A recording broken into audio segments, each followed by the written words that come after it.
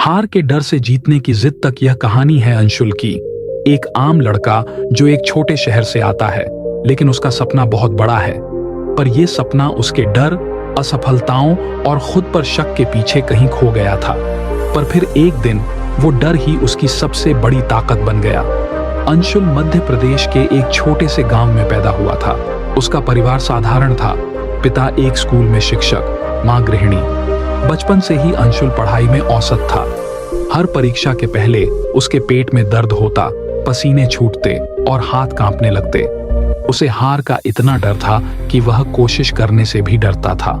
School में जब कभी वह कोई प्रतियोगिता हारता, उसके अंदर एक आवाज आती, तू कर ही क्या सकता है। धीरे धीरे यह डर इतना बड़ा हो गया कि अंशुल ने हर चुनौती से बचना शुरू कर दिया।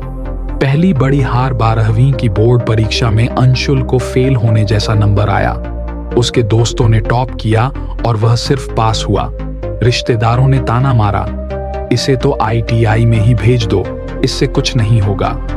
उस रात अंशुल अकेले में बहुत रोया। वह खुद को कोसने लगा, शायद मैं वाकई किसी लायक नहीं हूं। लेकिन मां ने सिर सहलाते हुए एक बात कही, बेटा, हार तो वो होती है जो कोशिश किए बिना मानी जाती है। यहीं से उसकी सोच में थोड़ा बदलाव आया। नई शुरुआत, छोटे कदम, बड़ी सोच। अंशुल ने तय किया कि अब चाहे जैसे भी हो, वह खुद को साबित करके रहेगा। उसने ग्रेजुएशन में दाखिला लिया और हर दिन सुबह 5 बजे उठकर पढ़ाई शुरू की। शुरुआत में मुश्किल आई, लेकिन वो डटा रहा। कॉलेज में एक भाषण प्रतियोगिता हुई। अंशुल डर के मारे कांप रहा था, पर इस बार उसने हार से नहीं डरने की ठान ली। उसने मंच पर चढ़कर अपनी कहानी सुनाई और वह प्रतियोगिता जीत गया। पहली बार उसे खुद पर गर्व हुआ। अब उसका लक्ष्य था IAS बनना। दिल्ली गया, किराए के छोटे से कमरे में रहने लगा।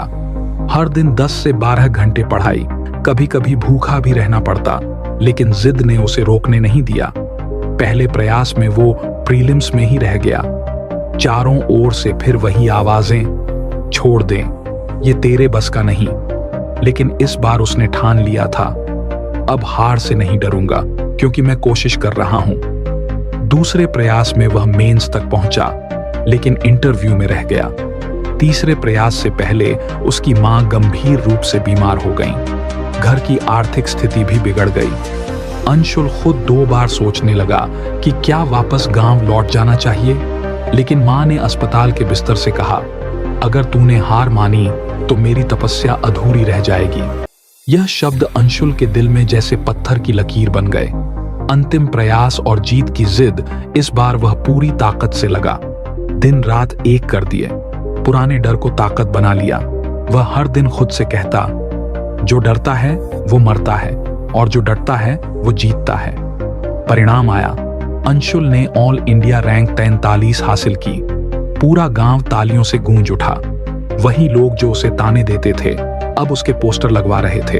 अंशुल अब एक IAS अधिकारी है, लेकिन वह कभी नहीं भूलता कि उसके अंदर का डर ही उसका सबसे बड़ा गुरु था। वह कहता है, हार का डर मत पालो, उसे पहचानो, समझो और उसी को सीढ़ी बनाओ, क्योंकि जीत उन्हीं की होती है जो हार से लड़ना जानते हैं।